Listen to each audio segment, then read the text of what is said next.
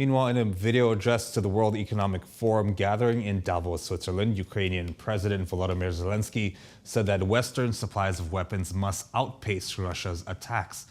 Urging the world to move faster in its decision-making, Zelenskyy said that the world should react quicker and not hesitate in supplying vital military hardware to Ukraine.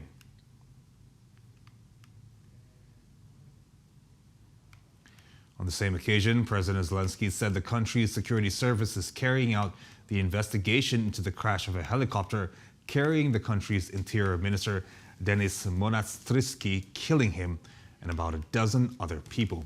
He said that he instructed the head of the security service of Ukraine, in cooperation with all other authorized bodies, to clarify all the circumstances of the disaster.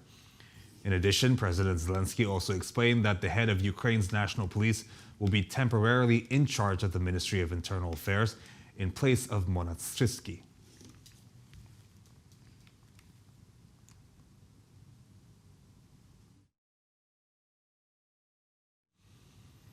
Meanwhile, speaking at the same forum in Davos, NATO Secretary General Jens Stoltenberg on Wednesday said that Ukraine's Western backers would meet later this week to discuss ways to supply heavier and more advanced weapons to help the war-ravaged in its fight against Russia. The so-called Ukraine Contact Group will gather at Ramstein Air Base in Germany on Thursday and on Friday. The group consists of about 50 top defense officials, including U.S. Defense Secretary Lloyd Austin, who will work to coordinate military contributions to Ukraine.